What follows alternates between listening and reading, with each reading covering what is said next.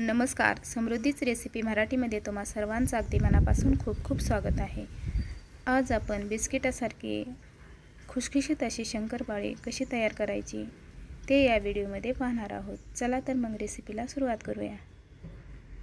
इथे मी 3 वाट्या मैदा घेतलेला आहे। वजनी म्हणाल तर अर्धा किलो मैदा आहे। त्यानंतर ज्या वाटीने मी मैदा घेतलेला आहे त्याच वाटीने मी 1 वाटी साखर घेतलेली आहे। 1 वाटी दूध घेतलेला आहे व पाऊण वाटी तूप घेतलेलं आहे। हे सर्व मी मिक्स करून घेणार आहे। साखर विरघळेपर्यंत आपल्याला मिक्स करायचं आहे। त्यानंतर आपल्याला थोडंसं मीठ घालायचं आहे। जरी गोडाचा पदार्थ असला तरी सुद्धा मीठ घातल्याने त्याची चव आणखीनच वाढते। तर अशा पद्धतीने आता आपण तयार केलेलं हे मिश्रण त्यामध्ये घालायचं आहे आणि नंतर थोडे थोडे टाकून ते छान असे मळून घ्यायचे आहे। हे सर्व मिक्स करून छान असे पीठ मळून घ्यायचे आहेत। पीठ मळताना आपल्याला हलक्याशाच हाताने पीठ मळून घ्यायचे आहेत। जास्त जोराने पीठ मळायचं नाही।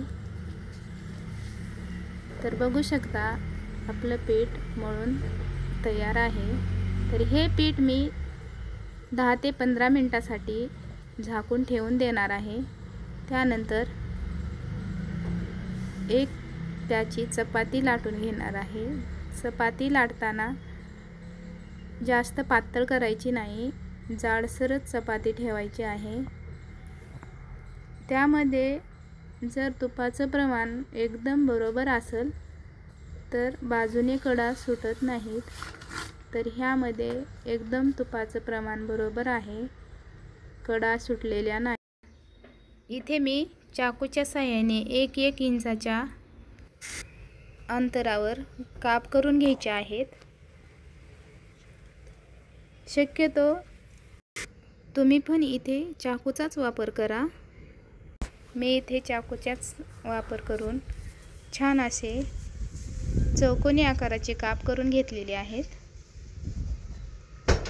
तुम्ही लहान मोठी साईज करू शकता। तर बघू शकता मी किती छान असे काप करून घेतलेले आहेत। अशा पद्धतीचे मी सर्व शंकरपाळे तयार करून घेतलेले आहेत। त्यानंतर गॅसवरती कढई ठेवून पाहिजे तेवढं मी तेल गरम करायला ठेवलेलं आहे। तेल गरम झाल्याच्या नंतर मी अशा पद्धतीने झारण्याच्या साहाय्याने शंकरपाळे तेलामध्ये टाकून घेतलेले आहेत। एक शंकरपाळा आपल्याला टाकून घ्यायचा नाही, शक्यतो तेल अंगावर उडून येऊ शकतं। तर बघू शकता शंकरपाळ्याला किती छान कलर यायला आहे। शक्यतो मंद आचेवरच शंकरपाळे तळायचे आहेत। शंकरपाळे तळताना तर बघू शकता किती छान असे लेयर सुटलेले आहेत।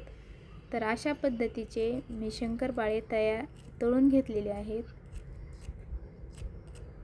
तर बघू शकता किती छान असे आपले शंकरपाळे तयार आहेत। एकदम बिस्किटासारखे मऊ आणि खुसखुशीत असे तोंडात टाकताच विरघळतील असे शंकरपाळे तयार आहेत। येणाऱ्या गौरी गणपतीला ही रेसिपी तुम्ही एकदा नक्की ट्राय करा। व्हिडिओ आवडला तर लाईक, शेअर आणि सबस्क्राईब करायला विसरू नका। पूर्ण व्हिडिओ पाहिल्याबद्दल धन्यवाद।